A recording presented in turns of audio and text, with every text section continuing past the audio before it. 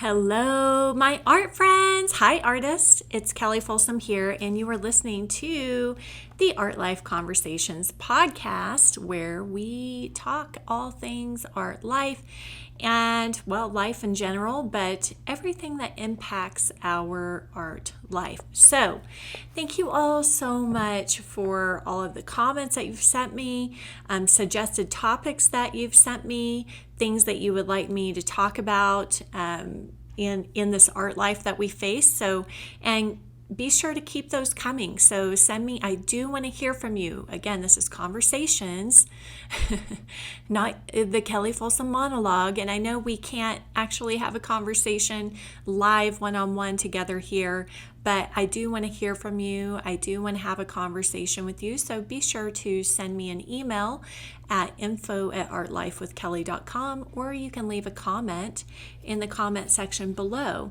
But especially if you have a suggested topic that you'd like me to talk about, or a problem that you face in your art life, be sure to email that in, because that always stimulates new ideas and new podcasts for me to cover.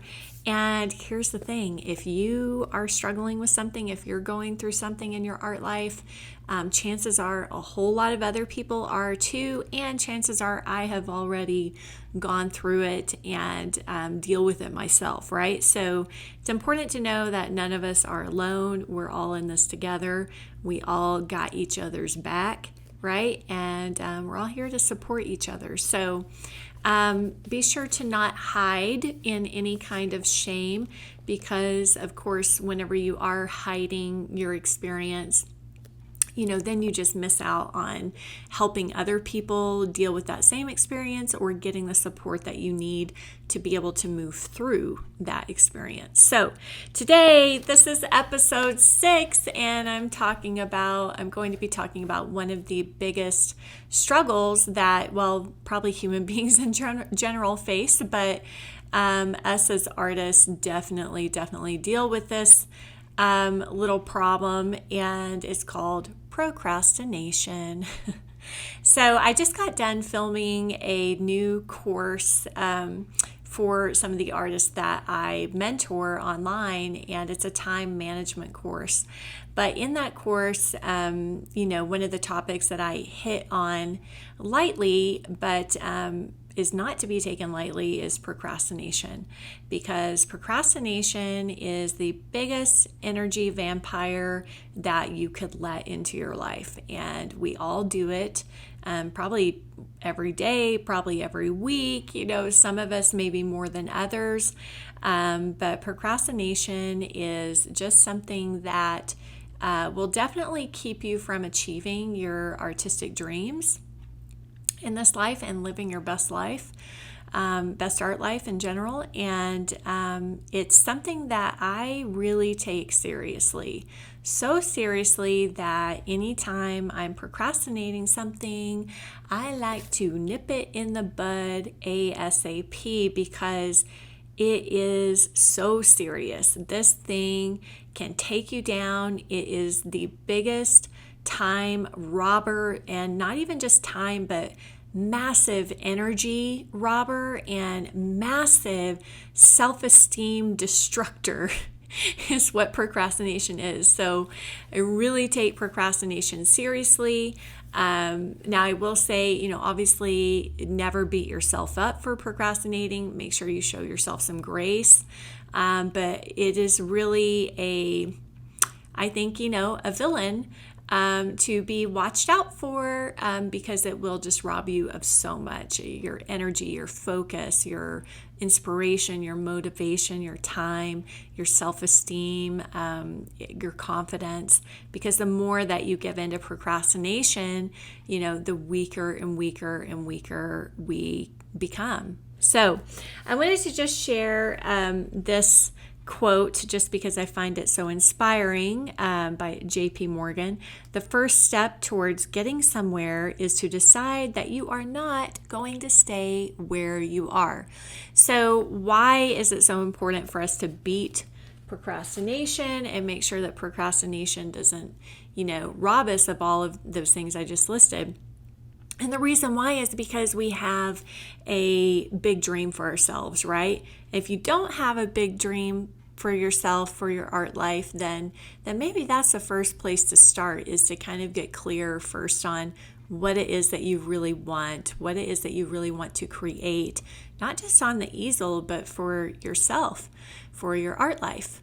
So if you don't know what that is, or if you don't have a desire to grow and become a bigger, better version of yourself, then I would say that's probably the first place to start.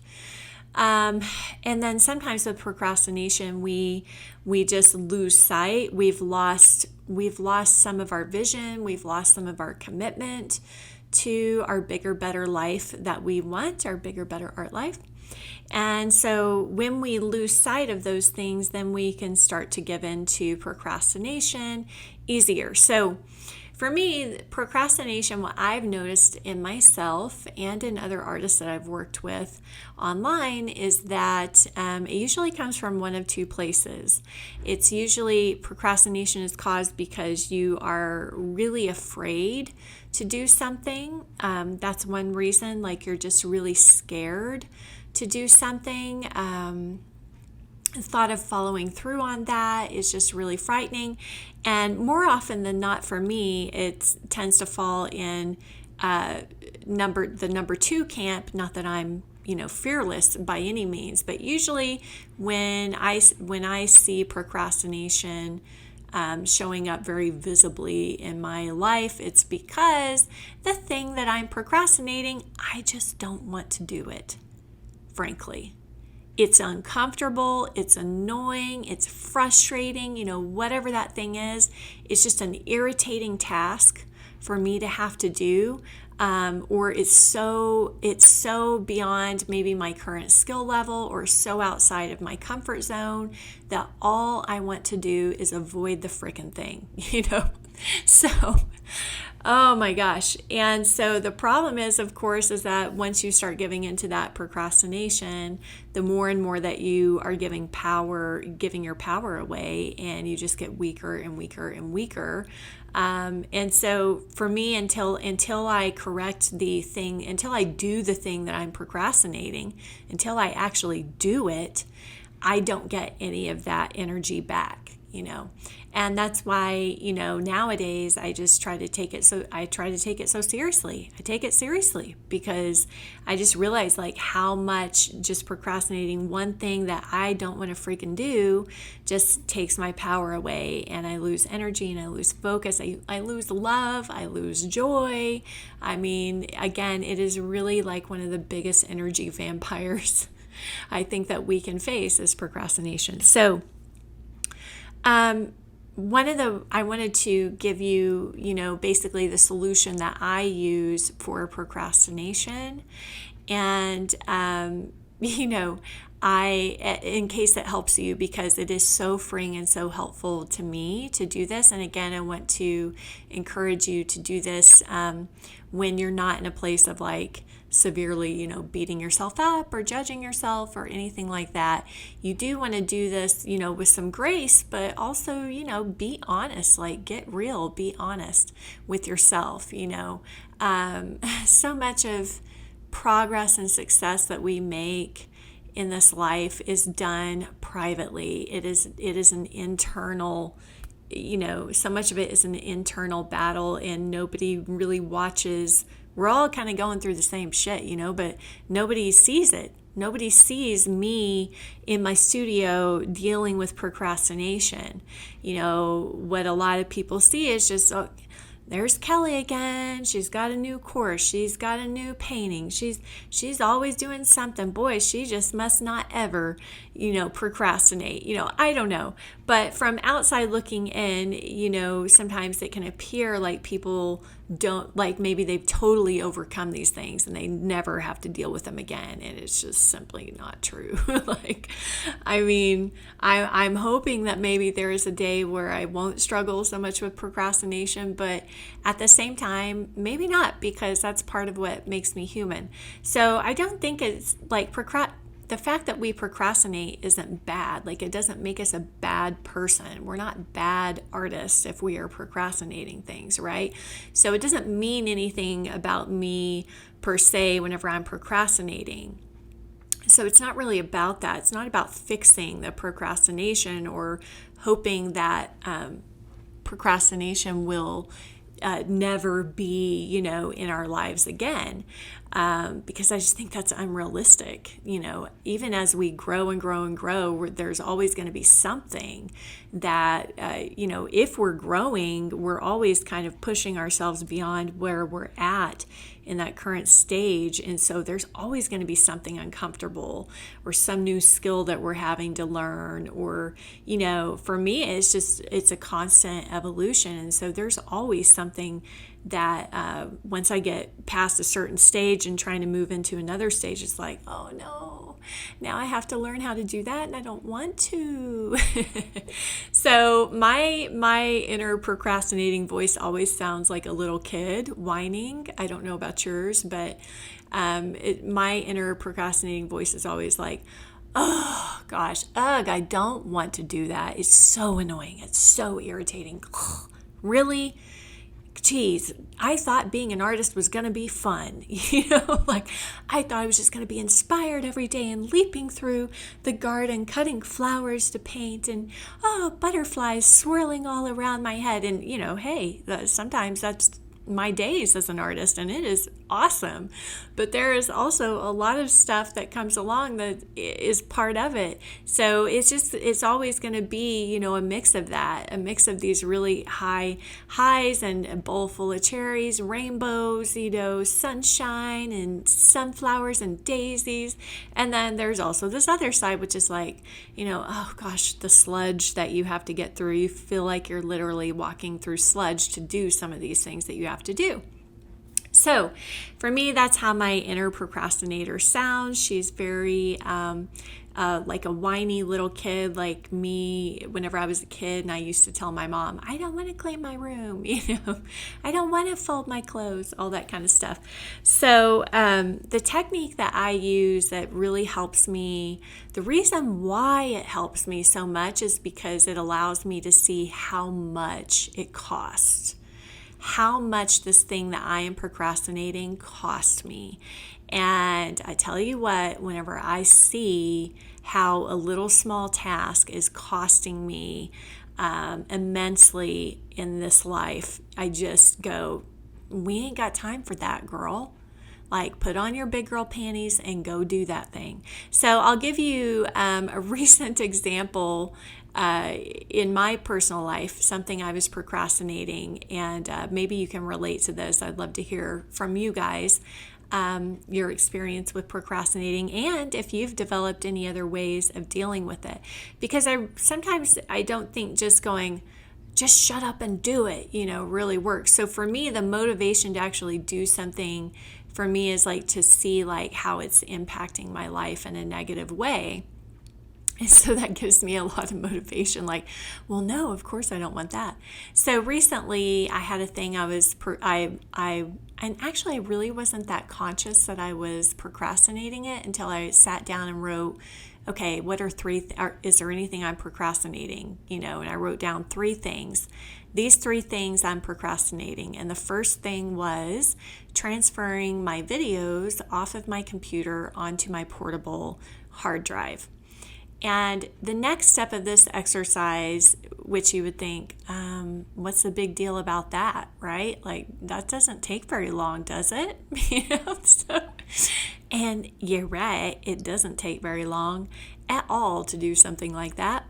But we all have our different things that we just hate doing, and we just, would rather not do them. So, but the next step of this exercise that's so important is asking yourself why you're procrastinating. Why am I procrastinating this? And then I, just give the answer. I'd like to journal mostly because it gets the thoughts out onto paper. But you can also just, obviously have an inner dialogue about it. But that's the next step is what are you procrastinating? Number 2, why are you procrastinating it? And then, what is procrastinating that thing getting you or preventing you from being able to do? And so my answer to why I was procrastinating it was, the answer of because I freaking hate doing that. I don't like doing that. Oh, you mean I have to transfer all those files to my hard drive?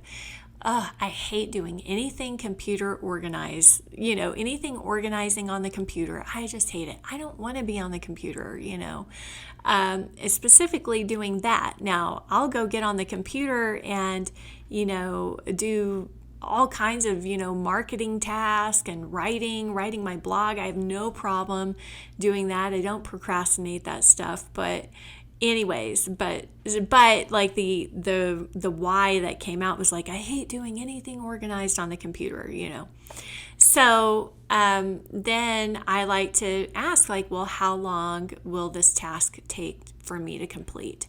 Literally, it would take me 60 seconds to go in there, plug in the hard drive, drag and drop those videos over so I can free up that disk space on my computer for new content, for new courses, And so what I realized was that the other two things I wrote down that I was procrastinating, I wasn't procrastinating them at all.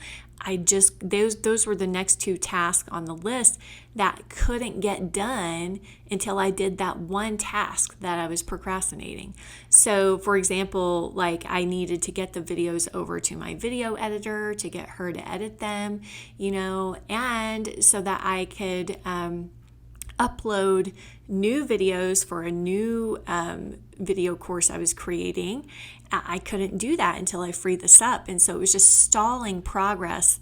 And, my whole, team, all the people helping me are stalled in their progress because I wasn't doing a 60-second task, So when you see it like revealed onto paper sometimes, and then you also see, for me, it really takes me seeing like, what is this taking from me? How is this robbing me? How am I robbing myself? Because that's really what's going on. I'm really robbing myself in this situation. So once I can see that, then it's like, boom, let's go do it. Do it right now. I mean, I didn't write another thing down. I got up immediately, went to the computer, plugged it in, dragged and dropped. And, it took the computer an hour or two to get all of the data transferred. But once that was done, it was done. Then I was like, okay, time. Now I can do that other task, upload the new videos, get them on the G drive, get them to my video editor, So all three things got done and accomplished in a couple of hours, all because of a 60-second task that I had been procrastinating for about 3 days.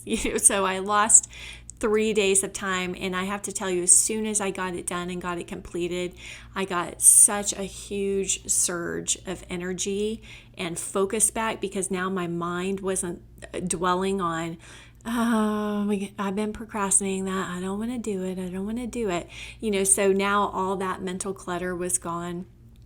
And I could move on to the next thing. I can move on to more important things, bigger and better things.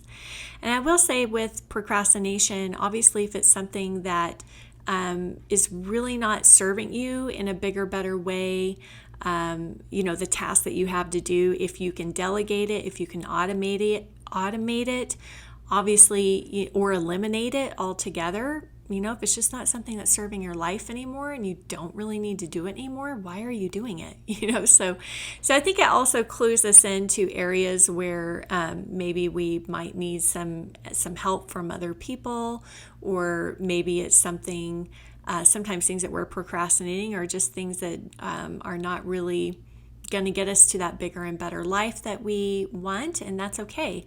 So obviously there's times in those cases where it can be an indicator of a change maybe that you need to make. But most of the time I think it's just, procrastination is just that inner little kid who doesn't want to do the thing that's frustrating, that's aggravating. And sometimes some of the things we're procrastinating are much bigger and harder than just the example I gave of just, putting some videos on a portable drive. Sometimes they are big and scary things. Sometimes they are bigger projects that are a big learning curve for us. Maybe you're trying to learn how to send out an email newsletter or get your website set up. Or learn how to, I need to get my PayPal connected to my website and stuff like that. And maybe it's stuff that is so out of your your circle of knowledge or skill that, yeah, it is really more of a scary situation. And also you're expecting it to be frustrating and time consuming and all of that. So obviously there are times like that where it's a bigger deal, and it just feels like a bigger deal, really, because anything can be broken down into bite-sized chunks. And so for those larger projects like that and things that are more scary, what I recommend doing is that you just schedule some time that week to work on it. And I don't care if it's 10 minutes, 15 minutes, 30 minutes. Like, sometimes the more we're expecting something to be incredibly difficult and frustrating, we kind of blow it up in our mind that it's going to take so much time and be so hard and, all this kind of stuff. So, and really, most of the time, it's really not that hard, or it doesn't maybe take as much time as our mind drama has blown it up to be. So in those cases, I recommend that you just start small, that you just start with setting aside 30 minutes that week. And this is the time I'm going to go and I'm going to log into PayPal and I'm going to research the help files, or, whatever the case, whatever the bigger task or more uncomfortable task may be. And I'm dedicating 30 minutes to that so that I know I at least took some action and stopped procrastinating it. And then, whatever I glean from that step, whatever I need to do next, I'm going to schedule the next 30 minutes that I'm going to give to that task, until you get the thing done and get it figured out. But it's really even just taking that action, even if you don't complete the task, if it's a bigger task or bigger project, even if you don't complete the project in one sitting, even if that project does take you 2 weeks, 3 weeks, a month to complete, that's not really the point. The result, the completed project, is not what's draining your energy. Like, not having it completed is not what's draining your energy. It's the fact that you're not taking any action at all and that you're procrastinating it.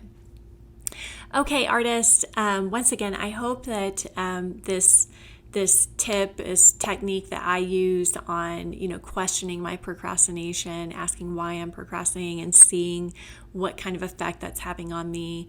And then, of course, you have to do the thing, right? That's the third step. Go do it. Get to it. Hop to it and go do it. So I hope that this has been helpful to you, and I can't wait to hear your responses, hear your experiences. So again, feel free to share with me. And until next time, I'm wishing you happy painting. Bye.